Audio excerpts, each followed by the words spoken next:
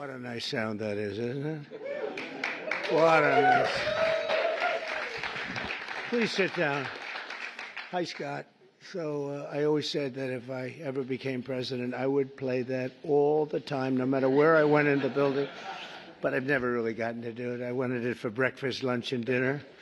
It's so beautiful. And pardon me for being late. We had a great meeting with NATO, the Secretary General, and we're going to do something a little different for this country. We're going to supply weapons to NATO at a large amount. They're going to deliver the weapons, and they're going to pay for 100% of the weapons. So, a little different. A little different. Hi, John. So we're really, that's a big thing. And we thought we had 4 deals, Howard, right, with Putin. Somehow they end and we get off the phone. Oh, that was a very nice conversation. And then he sends missiles into buildings someplace. I said, what was that all about? So anyway, so we're going to be doing that with NATO.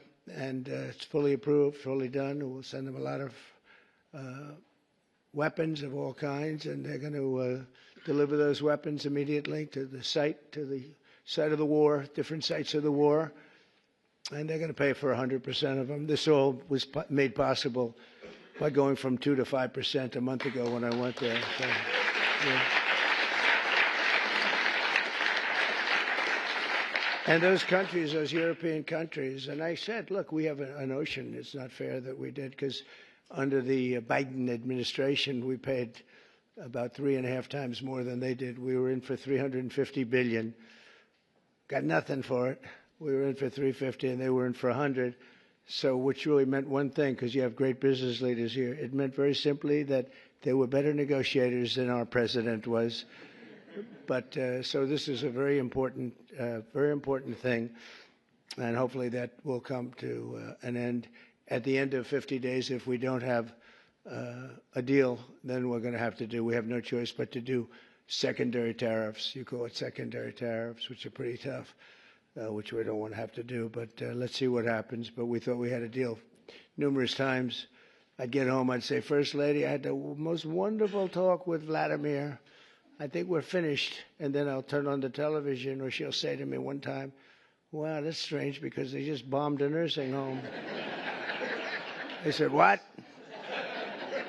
So we don't like that. But I want to thank you all for being here, and welcome to the first ever White House Summit of Faith and Business Leaders. You're really some of the greatest business leaders in the country. When I looked at some of the names, I said, whoa, that's big stuff we have here today. In fact, before I was president, I would have been very intimidated, but now I'm president, so I don't have to be. But today we celebrate the core values that built this country: and freedom, hard work, risk-taking, and above all, trust in Almighty God. You're very much into God in this room, and that's very nice. You're business leaders who believe strongly. We have some business leaders that don't believe strongly, and somehow you and I don't like them as much. But I want to thank Pastor Paula White. She's been my friend for a long time. And John for convening this incredible group. Her husband's one of the most talented musicians in the world. Stand up, John. Stand up. Okay? I stole a couple of his songs for the rallies, and he never sued me, so I was very happy. But we all come from the same place, right? So it was great, and we appreciate it, John. Thanks as well to Treasury Secretary Scott Bessent, who's doing a fantastic job. He goes on television and he calms the market. I go on television, I rile the market.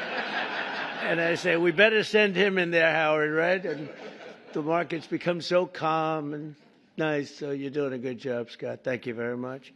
You make any deals today? We got a lot of them, boy, I tell you. We have. But the best deal is just sending out the paper. They keep saying, well, he hasn't made the deal. Well, we made a number of deals. But why isn't he doing deals? Because the paper is better than any deal we can make. Do you understand? The people in this, Kevin, they asked you that question this morning. You were great this morning. But they said, well, when is he going to start making deals? The next time we could say, just no, every time he sends out a document that you have to pay 35% or 25%. or 50%, or in one case 100%.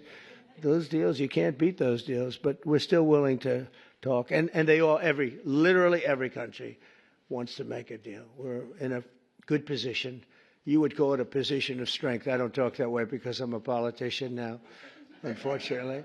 And I don't want to talk about strength. I just want to say we have to be treated fairly, because we were ripped off on trade and the military for, we protected other nations. Nobody paid us. Nobody did anything for us. Nobody helped us. And that's much different. NATO's a much different situation now. When I got in, I believe we were paying for 100% of NATO. And now they're paying, they went from 2%, but they were paying 1%. To 5% that they're paying. It's a big difference. It's about $1 trillion difference. And they're wealthy, for the most part, wealthy countries. And some of them they're among the most powerful, among the wealthiest countries in the world. So they're going to start paying, and they want to pay. And we had a great meeting about 1 month ago. That set the stage for what happened here. But it's very important. So I want to thank Scott for being here. I want to thank Commerce Secretary Howard Lutnick. You are doing a good job. Am I right when I say I really don't want deals? I just want the paper to get sent? Right? It's true. I don't know if this is on television. Yeah, it's always on television. SBA administrator and a great person, cabinet member, a friend of mine for a long time, Kelly Loeffler. Kelly, you're doing great. She's small business, right? She only does small business, but when you add it all up, it's the biggest bank in the world by a factor of about 10, right? She's doing a great job. And director of the White House Faith Office, Jenny Korn, who's also amazing. Thanks, Jenny. From the earliest days of our republic, the steady compass of faith has guided the strong hands of American workers, builders, and entrepreneurs like really no other. Our country was founded by pilgrims and believers, and every generation since, Americans of faith have built our communities and forged new industries and enriched our country by millions and millions of people and ways. John D. Rockefeller, J.C. Penney, Charles Goodyear, Truett Cathy, and frankly, we have people I could name right in this room sitting here that their names are every bit as big as that. They were inspired by their love of God, and now the proud tradition continues with all of you. And this group reminds us, as a nation that prays is a nation that prospers. And you see that. I think one of the reasons we went so bad is they really wanted to take God and religion out of your lives. And there was nobody to, look up to. There was just nobody. It was, we were freewheeling. And we can't freewheel. Now we have to bring religion back into the country, and we're starting to do that, I think, at a very high level, Paula, a very, very high level. You see churches are starting to fill up again. Under the Trump administration, America is prospering, and America is winning like never before. Our country is back. So I was in Qatar, Saudi Arabia, UAE, and then a month ago we were in Europe with all of the NATO countries, European countries, and plus Canada. And almost everyone said almost the exact same words. They said, 1 year ago, your country was dead. Terrible term, but that's what it is. Your country was dead. We thought it was finished. And now you've got the hottest country anywhere in the world. It's true. Is the hottest country. Did you see they found $25 billion of essentially profits last night? They said, where did it come from? It came from management, but it came from tariffs. And it came from, good business skill. And I've always made money. Now I'm making it for you people. I've had good days and bad days, but in good days and bad days, I always found a way to make money. And we have to do that for our country. But and we did 188 billion in Scott just now, 188 billion in tariffs, 188, and we haven't even started yet. That's only for cars and steel. We actually have barely started. The economy is roaring, business confidence is soaring, incomes are up, prices are down, and inflation is dead. It's dead. We have a bad Fed chairman, really bad. if he would lower the rates, and I tried being nice to the guy, it doesn't help. He's like a knucklehead. No, he's a knucklehead. A stupid guy. He really is. You know, each point, think of this, each point costs us $360 billion. Billion. 1 point, $360 billion. 2 points, you got $700 billion. And we're way high. We're at 450 or 425, 450. And how do you go borrow money at 1% when the Fed has you at 450? And, you know, it's not that easy. I get angry at them. Why are we paying so much? You know, because he's got you up at this number. And we should always be the lowest. Now that we're doing great, we have no inflation. Think of it. Our stock market hit record highs. Everything's hitting a record high. We're really running good with no inflation. And we should be at 1%. We should be less than 1%. I think Switzerland is the lowest at like 0.5%. We should be lower because without us, there's no world. I don't want to sound overly aggressive, but without us, you have no world. And we've put our country on solid footing. We had a man as president who was the worst administration, worst president in the history of our country. We've had some bad ones, but he's the worst ever. What he did at our border can never be forgotten. 25 million people allowed to pour into our country, all unchecked, unvetted, murderers, gang leaders, gangsters, people that you don't want in our country under any means, terrorists. We have many terrorists in our country, and we're watching them close. Tom Homan, by the way, is doing a phenomenal job. Kristi Noem is doing a phenomenal job. We had last week, it was reported, nobody, not one, even I don't know if I believe that number, but it's done, the numbers are done by liberals. So they said, did you know that? They said we had nobody, zero, cross our border. It's the first time that ever happened. Zero. Did you hear that? It's like crazy. But we have people from mental institutions, insane asylums even. That's a mental institution on steroids, essentially. But we had people coming into our country. We can't have them. And we have to get them out. But we can never forgive this administration, this past. And I'm okay with administrations. I mean, I can go through a Democrat administration, say, hey, look, they worked hard, they tried hard. But the things that they did to this country, we can never, ever forget it. From the rigged elections to the border, to the transgender for everybody, from men playing in women's sport. Do you ever take a look at some of these records? There was a long-distance race, a marathon, where they had a great female runner, a number of them, but they had one in particular, and they had just an average male runner who had transitioned. He won the race at the end of the day by 5 hours and 14 minutes. They waited for 5 hours. The weightlifting records are better, though. The weightlifting records are better. You know, the way they took a record that hasn't been broken for 18 years. 18 years. And, you know, they'd add a quarter of an ounce on each side of the barbell. And they'd just, a little tiny piece of stuff. She'd go up and she couldn't get it up. And this guy comes along. Have you lifted before? Yes, at a low level. He was a low-level lifter as a man, but transitioned. And he goes up to that thing. Bing, bing, bing, bing, bing. Could have done it all day long. Broke the record by 119 pounds. The whole thing is crazy. The swimming records are pretty good, too. You got to see that. I told the story. You had this great group of young ladies, and they grew up with each other because, you know, they sort of swam at the top level. And they were swimming, and one girl was seriously injured. She looked left, and she saw the same girl she grew up with, Kelly, in California. Same girls, you know, that young age, they sort of rise to the top. She looked to the right, she saw the same girls, but there was this giant standing right next to her. And he had transitioned. You probably heard this. He had transitioned. And she'd never seen her before. And when the race was started, He blew by her so fast that she suffered massive windburn. They had to take her. Sure.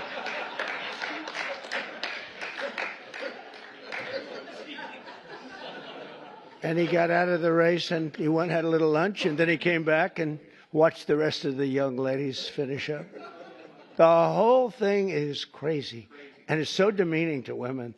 It's so demeaning to women. But it is what it is. But what they did to this country, and we ended all of that, as you probably know. We ended the woke. The woke stuff is no longer in favor. But we're doing fantastically. Wages for blue-collar workers have surged by the most in over 60 years. Gas prices have reached the lowest level in 5 decades. Actually, we're going to see some really good numbers. Drill, baby, drill. Drill, baby, drill. I got to make sure that people can afford to produce the gas. But the gas has gotten to the lowest level in decades. And you're seeing $1.99, $1.98, and I saw $1.95 at certain states. Not California, because every time it goes down, they add taxes onto it. You're at $6, $7. They just add taxes. All they do is they keep adding taxes. Terrible governor, doesn't know what he's doing. He may be a candidate, but if you go by success, you can't have him be a candidate. And on Friday, it was announced that the United States Treasury ran a budget surplus. Is that true, Scott? In June, for the first time in many, many decades. Wow. I didn't know that. That's a good one, too. I'm going to have to put that in my repertoire, Scott. But the biggest victory of all came 10 days ago when I signed the one big, beautiful bill into law. Right? And just as I promised, we did something that was amazing. Everybody was against it. I wanted it. I know Scott and Howard liked the idea of it too, but it was very risky because they've never done anything like it in terms of this. It's the biggest bill ever passed, of its kind ever passed, by far. And they were going to cut it into 2, 3, or even as many as 7 bills. And I said, the problem is that in the one big bill, everybody gets something. When you cut it into 7s, there are 4 or 5 of them, or 3 of them, right, Kevin, that you get nothing. All they're going to do is fight it. You'll never get them passed. And so we went with it. I was on a show called Deface the Nation. Have you heard of it? They're so bad. They're so bad. These people, they're so average. But I was on this show, Deface the Nation. Ladies and gentlemen, President Donald J. Trump on Deface the Nation. No, but they're all so bad. But we were on the show, and she said to me a question. She said, what would you call this bill? Would you want to have it called One Big Beautiful, or would you rather see it? I said, what I want is one great, big, beautiful bill. And Speaker Mike Johnson, John Thune, they were watching, and they said, what a great name for the bill. We actually ended up calling it that. We took the great out. I actually liked it even better. One great, big, beautiful. But they said, let's a little bit of a low key. But we got to pass. But we got to pass because there's something for everybody. And there are things that people don't like, but you need them for the country. You have to do some things that are great for the country, but they wouldn't necessarily get the votes. And we got the votes. Think of it, not one Democrat vote. All the goodies that we got, not one Democrat voted in either the Senate or the House. And we're talking about tax cuts and business. So many different things that are so good, right? Not one Democrat vote went with us, not one. So we had to get almost every. In the House, we got 218 to 2. Think of that, 218 to 2. Nobody could do that.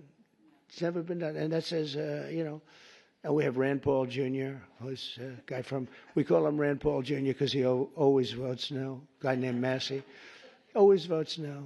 We had another guy who I helped very, very strongly, helped him with a very personal situation, got him through it. And he voted no. I said, thank you very much. I appreciate it. And then we went to the Senate, and you had, of course, Rand Paul, who always votes no. They call him Just Say No. I think they think it's... No, I think I got him elected. I had to go to Kentucky twice to do rallies to get him elected twice. But they forget. A lot of politicians forget. And then we had a couple of others. Susan Collins, she's another one. Just say no. She always brutal. And we had some people. Tillis, I guess, was a no, right? He was a no. And they said he was brave. He said no to the president, but he resigned the following morning. So anyway, that was terrible, I thought. But we couldn't lose more than three. We had three that said no, and so we won that 50 to 3. So it's pretty close. And a senator came over to me and said, "I can't believe you won the House." Great guy, this senator, Eric Schmidt, who's doing a great job. He said, "I can't believe you won the House." I said, "Actually," so remember 218 to 2. We needed 3, so we could have lost 3. We actually only lost 2. I said, "No, actually, the Senate was tougher than the House of the 2." That question is asked to me, who was tougher? I'd say the Senate was tougher, actually, amazingly. It shouldn't have been. We had a slightly bigger margin in the Senate proportionally, but it was brutal. It was, they said, "Sir, we have 12 hard no's." You know, a hard no is not recoverable, right? This was at 2:30 in the morning. Mike Johnson called up. "It could be 20, but it's at least 12. So could you call them, sir?" I said, "What time?" I said, 2:30 in the morning. And we have to win, right? We can never give up. The people in this room, right? You never gave up. My supporter right from day one, and her husband with a bad damn back, right? How's his back? Is he okay? Every time I see him, he's got a bad back. But he's got a lot of cash, so. A lot. He's got a lot of cash. But no, they're great people. Thank you very much. I do appreciate you. You were there right at the beginning, you know, always was there. But we have a situation where we call up these people at 2:30 in the morning, and I called up. I got along with them all great. I liked them, but they're tough. You know, they're congressmen. When you're a congressman for 20 years or you're a senator for years, you're smart and you're a survivor because you go through all sorts of hell. But I called up Congressman. I said, "Jim, hi, Jim, how are you doing?" He said, "Fine, sir." I said, "Family's good, yeah?" He said, "Sir, you have my vote." I never said what I was calling about. I said, "I do, thank you very much. But how do you know what I'm calling you about?" I said, "Sir, I've been your friend for 2.5 years. You've never called me during normal hours. So I assume that if you're calling me at 2:30 in the morning, you're not calling me to ask me, how's the family doing?" I said, "Yeah." So, pretty good. So I called up everyone. I think everyone with the exception of one. I had to speak a little bit, but I call up, "Sir, you have my vote." "Thank you." "Sir, you have my vote." Think of that. And we got 12 votes in a matter of, I called back 20 minutes later. I said, "You got all the votes." That's spirit, right? That's spirit. They wanted to maybe hear. They wanted to have a little love. You know, the sad part is that some of the best people are the people that don't get any publicity because they go with something because it's good. So a guy like some of the people I'm talking about, but some of the people where you didn't even have to call, they vote yes, 100%. You don't have to waste any time with them. You don't have to beg them, "Come on, you can do it. Come on, let's have lunch, let's have dinner." And then you have other guys that want you to suffer. I mean, some of these people that I just mentioned, whose names I just mentioned, you got to go through hell. And the ones that are really good and they love the country and they're doing right. I mean, what's the alternative? You know, the alternative here, you're getting the biggest tax cut in history. And with the Democrats, you're going to have the biggest tax increase in history. Now, we could go into 100 other details. They're equally as crazy.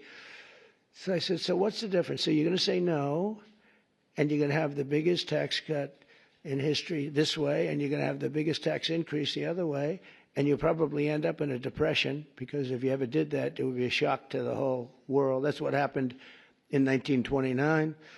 I said, so you're going to vote for the other side?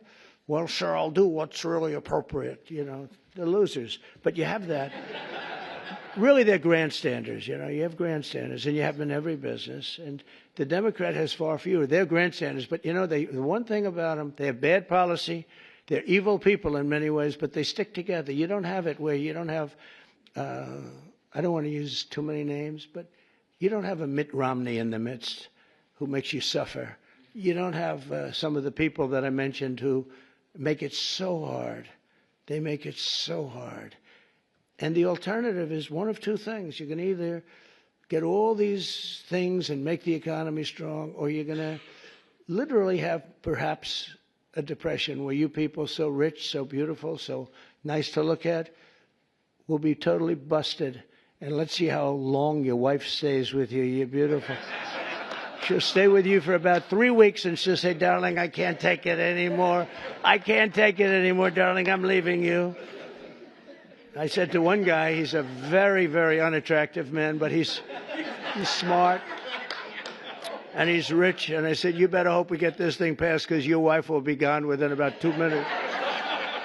He said, you're right. But so we had a tremendous success, and it gives you the biggest tax cut in American history, the largest spending cut in American history, and the largest border security investment of all time. And again, we're doing great on the border. I almost say, why do we need it? We have such good numbers, but you need it. Ultimately, you're going to need it. I built hundreds of miles of border wall. Without that, you could have never had the results that we had. But to lift up the American family, we increased the child tax credit and made school permanent. We made it all permanent, the school choice. And we expanded school choice. And for every newborn child, we created what's called the Trump accounts. And this was Michael Dell. I don't know if Michael Dell's here, but Michael Dell, well, you tell him I mentioned his name because it's true. He would call me for 3-4 years. I didn't know Michael. I just know he's a great success story and a great guy. That's all he talked about was the account where you put $1,000 and as a baby is born, $1,000 into an account and you let it be invested by, I guess you pick out some good money determinant or fund or index. And I guess at a certain age, like when they're 30, goes earlier than that, but when they're 30, they're supposed to have like $75,000. So it would have a huge impact on their lives. And it could even be more than that. So that passed. And, it's funny, that was one of the easiest things we had to get passed. Can you believe it? I thought so many people loved it. They actually call it the Trump accounts. And I didn't fight for that name, right? I didn't fight for that. I said, that's a very great honor. But Michael Dell was amazing. That's what he said he's going to invest billions of dollars doing it for children. He's going to put a lot of his money into it. But even more importantly than the economic success, we're restoring the spirit of our country. America is once again an optimistic nation. We were so down. It was depressing. We were so down. That's why I ran again. I got cheated. They rigged the election. But I said, if I didn't think I won, I would have never run. Because that's like a poll, right? You lose, you lose. It's worse than a poll.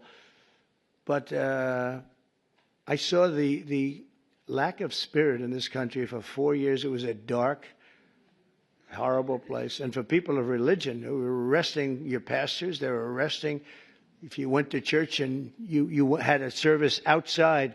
And the reason outside, because you had the COVID. And you could go outside. They'd arrest everybody for even having the service. I'll tell you, religion took a big hit because of the way they treated all of us. And we now have a confident nation, an optimistic nation. And we have one nation under God, and we'll always keep that term.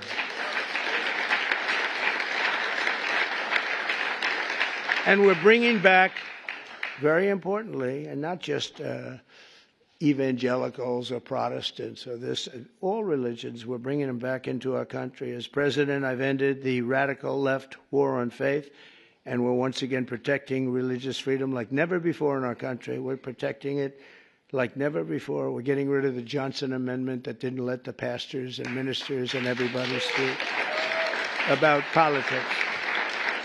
Now you're able to speak about politics, Paula. You can say, I don't like that guy, and they don't take away your tax-exempt status. They take away tax-exempt. And I'll tell you, remember when that started? It was at the meeting room before I ran, 2015, a year before the election. And I was with 50 faith leaders. They were great, very well-known people, mostly Protestant, but you had rabbis. You had an imam, 2 imams. And we were talking, and I said, I'd love to have your endorsement. And they looked at me like, what? I'd love to have your endorsement. We have such respect for you, and your control are really very powerful. And they looked at me. They didn't say anything. Do you remember that? And I said, what's wrong with these people? I didn't know about the Johnson Amendment. Don't forget, I never did this stuff before. It wasn't like I ran. I was on the other side. I was on the same side as you. You write contributions to people that you like. But I never ran, so I didn't know about the Johnson Amendment. And I called Paula and Jenny aside. I said, could I ask you, when I said I'd want your support, your political support and endorsement, they looked at me very weird. What's going on? Well, sir, there's a thing called the Johnson Amendment. And if they even speak about anything having to do with politics, they will immediately take away their tax-exempt status. And if they lose the tax-exempt status in your world, that means you might as well close up your church. I said, you got to be kidding. So I can't really. And I told them, we had another meeting a couple of months later, and I said, you people in theory are the most powerful people. You're more powerful than man or woman because we have more than 50. Let's assume men and women are 50-50, but you have 80% between all the different religions. I said, you have more power than anybody, but you're not allowed to use your power. I said, we're going to get rid of that because people want to hear what you have to say more than anybody else, pretty much. And we did get rid of it, and we launched something that's great. And now you see people, if they like somebody, they're able to talk about that somebody for office, right, Jenny? We're able to talk about a certain politician that has your values and likes your religion. It's okay. And we got rid of that. Was Lyndon Johnson, a very powerful guy, and he had a problem with a pastor, I think in Houston, and the pastor was not a fan of his, and he put the clamps on the guy. He really did. Amazing, actually. And we opened it up. I looked at him, and we're up 68 stories in the air at Trump Tower, and in this beautiful conference room. I look down, I see people walking up and down the street. I said, that means that person walking up and down the street, any one of them have more power than you do because you're not allowed to even talk about it. You were even afraid to talk about it, but they're not afraid any longer, and I think they appreciate it. As president, I've ended the radical left war on faith, and we're once again protecting religious freedom instead of destroying it.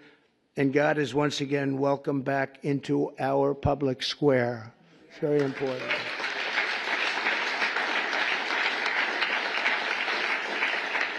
And I stopped the Biden administration's persecutions of Christians and pro-life activists. They would put people in jail if they even uttered the word. And, well, look at me. I mean, look what happened to me.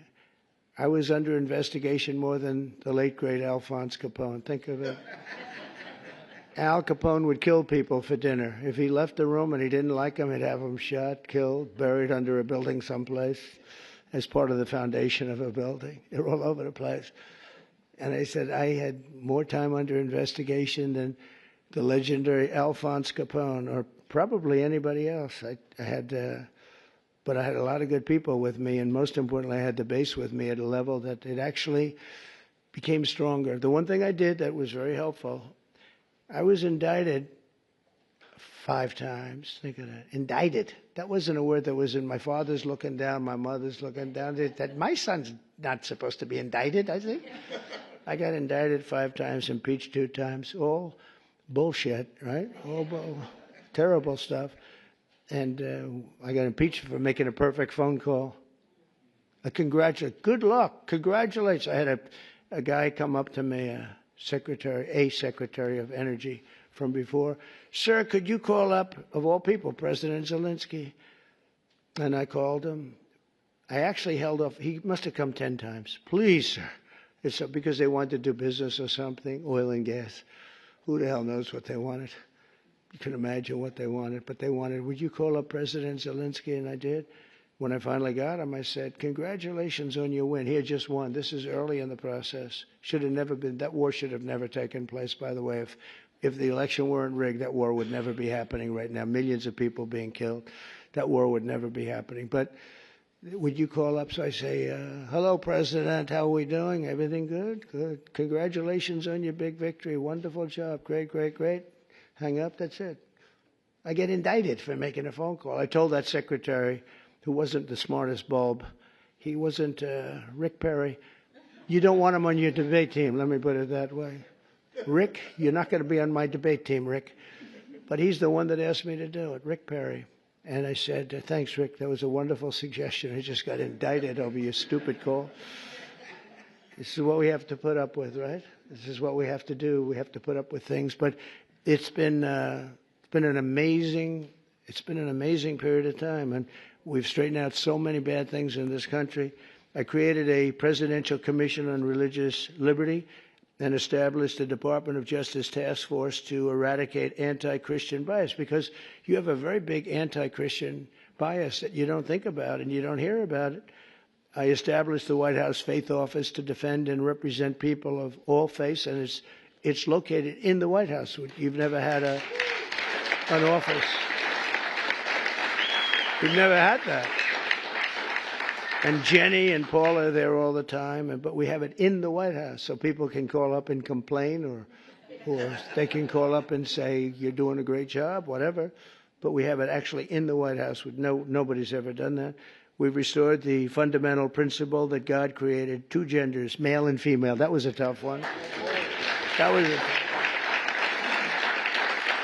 And we're defending parents' rights, where the parents' rights have been taken away from them in schools. You look at some of these school boards, it's like they're brutal dictatorships, and we brought it all back. The parents have the control now, and last Monday we effectively eliminated the infamous, as I said, Johnson Amendment, such a big deal, and various other amendments and things that really took away your free speech. That's what they've done. They've taken away free speech. I also want to recognize the incredible contribution of our great First Lady, Melania, and she says hello. And Melania did the Be Best initiative in supporting children in our foster care system. She visits a lot of children, a lot. Yesterday we went to the game, the soccer game. I don't know if you saw it in the Meadowlands. It was incredible. And she's always thinking about the children that have a hard time, in helping America's young people reach their fullest potential. And it's remarkable to think that it was only 1 year ago this week that my time on earth nearly ended. And if you look at that, God was with me, because that's something that, in theory, I should not be with you today.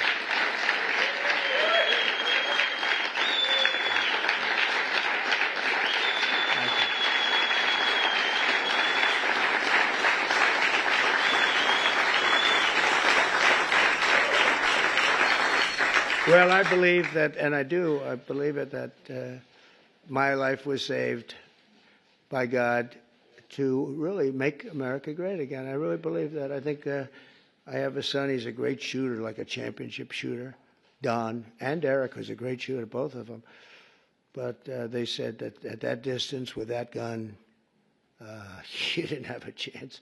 And we turned the head at the right time, didn't we? Huh? We turned the head at the right time. So, I don't know, some people say it was lucky, and some people say something else. I say something else. I think God helped us.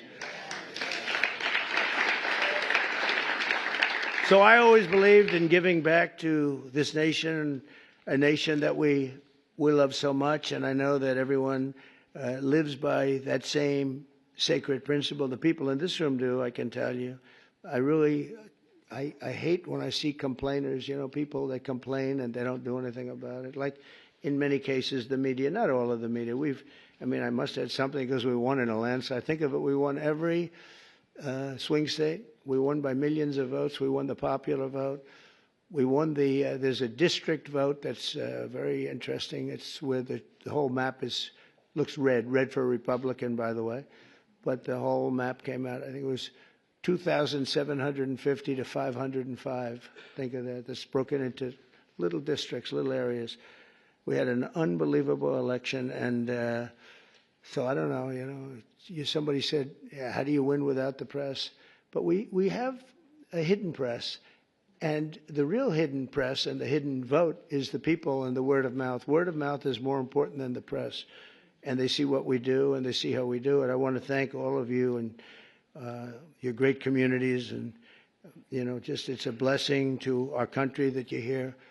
And a blessing to our country that you become so successful and so great. And people look up to you, have no idea. You don't know We take things for granted. You don't know. The people in this room are amazing. I even, looking at that list, I really said, that's something great. And you're all believers. I think, Paula, you wouldn't have invited people that were, not a lot of, is there an atheist in the room? Any atheists? I don't think so. I wouldn't want to raise my hand if I were. I'd be in big trouble. No, you invited all people that are outstanding in faith and success, and it's a very noble group. But it's because of the patriotism and goodwill of citizens like you that America remains strong and faithful and free. And together we're going to continue the fight for Judeo-Christian values of our founding fathers. We'll grow our economy. We'll defend our sovereignty. We'll protect our children. When you look at the job we did, I was just thinking because President Putin said it to me and other leaders said it to me. When they looked at those B-2s go in, and think of it, they flew for 37 hours straight. We had 52 tankers, the gasoline tankers, and they rode along with them at different aspects, and they refueled. And not a screw was broken, not a mark was on those planes. Every engine was perfect. When they landed, they were just as good as when they took off. Think of that, 37 hours and about 40 minutes through a very rough territory. And those machines worked incredibly well and literally not a problem. And when I honored the flyers, we did it last week, I also honored the mechanics, the people that took care of those machines. And I said it's equally important. And you compare that, same country, you compare that with what happened with Jimmy Carter. It was a sad situation. The helicopters were coming down and they were crashing and the men were all over the place trying to get the hell out of there. And it turned out to be a hostage situation and horrible thing. And probably it was one of the things that cost him the election, certainly. But when you think of that and you see this was, in terms of perfection, they think it was a perfect military. We sent the planes to Guam. Everybody thought we were flying to Guam. And they said, oh, they're going to Guam. Well, Guam's out of the way. At the same time, we had some others going a different direction. I watched horrible CNN. You know, you have to watch sometimes your opposition, and they are opposition. And I saw that they had basically the plans of when we're going in, when we would be entering Iranian oil airspace. And I said, you know, that's weird. And I called the general, Raisin Kane. He's fantastic. I said, General, and Pete Hegseth, I said, I'm watching newscasts where they're saying what time you're taking off tomorrow and what time we're going to be entering the very dangerous airspace, the worst air space anywhere there is, anywhere that in the world. I said, what do you think? Sir, we'll be fine.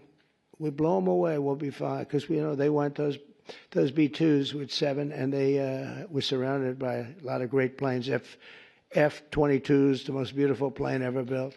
The fighter jet, F-35s. They had a lot of different planes going with them. I said, but wouldn't a surprise be better? Yeah, it would be better. I said, well, then let me cancel it. And let's make it at a different time. So the day before, you know, I canceled it. I said, I'm canceling it. We'll do it sometime within the next 2, maybe 3 weeks, but I'm canceling it. And then I had a meeting and I said, I have an idea, because I got slightly big coverage, to put it mildly. So everyone knew it was being canceled. I said, let's leave at the exact same time we were supposed to leave, the following day. And we took off, and that's when the planes went out to Guam and this and that, and we took off. And that was the only time, and they said it, that was the only time they knew we wouldn't be coming in, was the exact same time that I came. I said, let's do something. And they flew in, and they were stealth, incredible planes, they were stealth. And they hit, every bomb hit their mark, every single bomb hit the mark. It was unbelievable how they did it. And then they said, skedaddle. Skedaddle means get the hell out of there. They had to get out of that airspace. But it was an amazing thing, and I think it was so great for our country in so many different ways. You know, you see so many incompetent people, like the way we left Afghanistan with Milley and all these incompetent, stupid people. And Biden, I mean, it was him.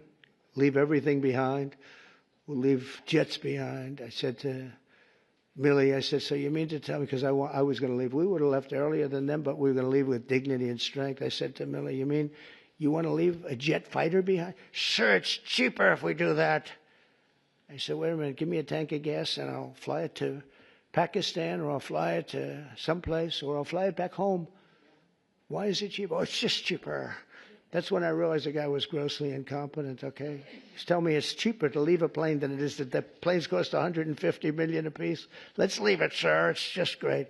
And they did. They left all, I was taking everything, but they left it behind. But when you look at what happened and compare that to what we have now, we have a real great machine. I rebuilt the military in my first term, and we left some of it to Afghanistan and the Taliban, and they have their parades. I hate those parades. Every year they have a parade wheeling down our equipment on some very unattractive street. That's, their Fifth Avenue. They show our equipment going down. Just it's getting older and older, but I hate to see it. But we're going to be working together to protect our children, and with the grace of God and the blessing of Providence, we will lead our country to heights that it's never seen before. I think we're going to be more successful in many ways, but I think we're going to be more successful than we've ever been. And I do think this, if we didn't catch it, if we would have lost this election, our country was finished. I think it was, we were run by incompetent people. We were run by an auto pen that nobody knows who used it. I think it's one of the biggest scandals in the history of our country. We were run by an auto pen. Nobody has any idea who used it, including Biden. He doesn't know. Saw that interview yesterday. He knew nothing. So it's a very terrible. We're against an evil group of people, and they're very smart. Very smart.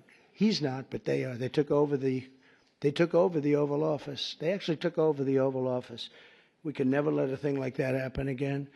So, Paul, I want to thank you very much, and I want to thank Jenny, and most importantly, I want to thank the people in this room. You really are incredible people, an inspiration to our country. And I know you don't know that. You don't think it because you're too busy working. But you are. You're a great inspiration to young people that want to be just like you when they grow up. And thank you very much for being here. And it's a great honor. And, Paul, I think you're going to say a prayer. I'll stay with you while you say your prayer, okay? Thank you very much, everybody. Thank you. Thank you very much.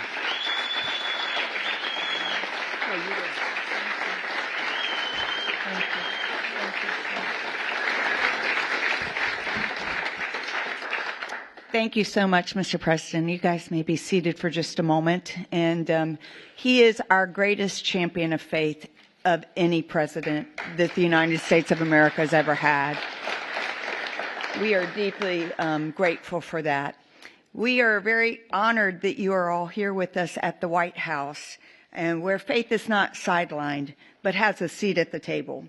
And as we gather today as leaders of industry, of vision, of faith, I believe that today is going to be very enlightened. And I'm so overwhelmed. We're getting ready to worship and pray, and to just think that prayer, worship, and doing good works is welcome back into the White House.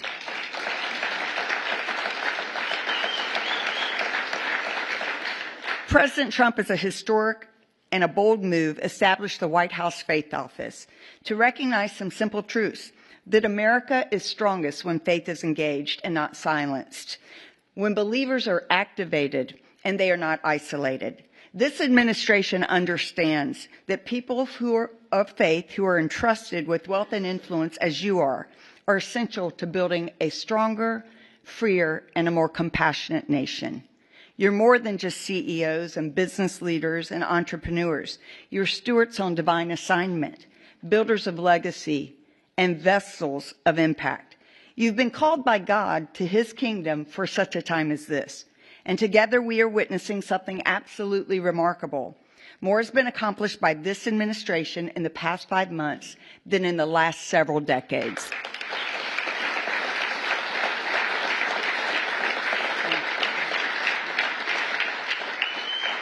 And that is due to the leadership of President Trump, his administration, and the great team he has assembled. America's spiritual and moral foundations have been restored, and it's only the beginning. Today's not just a luncheon. It is a moment of divine alignment, a commissioning, And we believe that God is raising up business leaders who don't separate faith from enterprise, but who see their platforms and their pulpits as their businesses and instruments for eternal impact. Let us pray. Heavenly